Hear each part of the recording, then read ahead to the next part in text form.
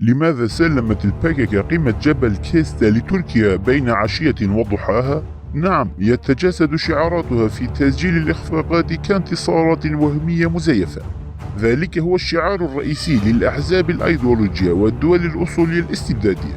والأمر من كل هذا هو أن يصبح شعب كردستان البائس ضحايا هذه الأيديولوجيات والسياسات الممنهجة للأحزاب الكردستانية اسما، والدول الغاصبة لكردستان أرضا وسماء. وقد تحققت نتيجة هذه الألاعب بشكل فاضح خلال هذا الأسبوع بين الجيش التركي والباككا على شكل اتفاقية سرية أبرمت وراء الأبواب المغلقة. فقد مارست تركيا العثمانية الإبادة الجماعية بحق الشعب الأرميني العزل عام 1915، غير أنه جاء الرئيس الأمريكي جو بايدن في 25 من الشهر الجاري ليصف تلك الأحداث التاريخية بالإبادة الجماعية بحق الأرمن بشكل رسمي. وهذا ما خلق فوضى عارمة وأزمة مستعصية في الداخل التركي، وعلى وجه الخصوص بين أحزاب السلطة والمنظمات المدنية. كما حرك الشارع التركي رأسا على عقب ضد السلطات التركية، وعلى رأسها الحزب الحاكم في تركيا.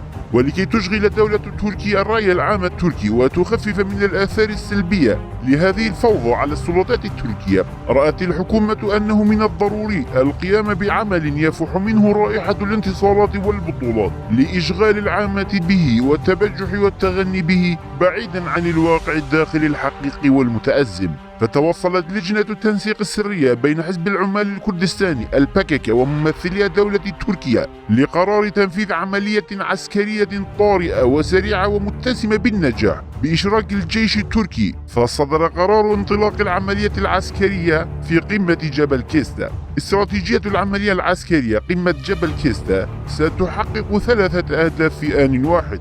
أولا، انتصار الجيش التركي في وقت قياسي قصير، وذلك خلال ساعات، وسيكون ذلك عاملا مشجعا لتغطية إخفاقات السياسة الخارجية للدولة التركية وفشلها بصدد تسمية الولايات المتحدة الأمريكية واعترافها بالإبادة الجماعية التي مارستها الدولة التركية بحق الشعب الأرميني.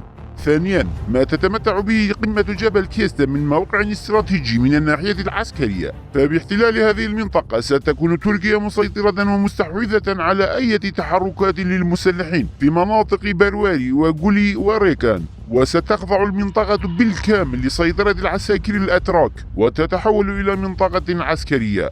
ثالثا، ينقذ حزب العمال الكردستاني الباككا من موقفها المخجل والمخزي تجاه حكومة إقليم كردستان، إذ قررت الحكومة الكردستانية عقب هزيمة تنظيمات داعش الإرهابية السيطرة على شريطها الحدودي مع الدولة التركية وبناء العديد من القواعد العسكرية فيها، إذ يدرك بيشمركة كردستان مدى أهمية السيطرة على قمة جبل كيستا. ولهذا تحاول قوات البيشمركة ومنذ عام كامل التحكم بتلك القمة دون إراقة أي دماء، غير أن الجانب المسلح لتنظيمات الباككا أبى ذلك إلا بحصول مواجهات عسكرية مسلحة وإراقة الدماء الكردية، وأبدى استعداده وتحضره لحرب وشيكة واقتتال أخوي كردي. وهذا ما تسبب بتأخير موضوع قمة هذا الجبل لغاية الآن. لهذا فاحتلال الجيش التركي لقمة جبل كيستا سيساعد الباككا على إنجادها وإنقاذها من الخجل والخزي الذي لحقه طوال فترة. قد يتساءل القراء ما المخزي والمخجل هنا؟ فالباككا لم تكن تملك أي حجة أو مبرر لمنع قوات بيشمركة كردستان للتحكم بتلك المنطقة، أي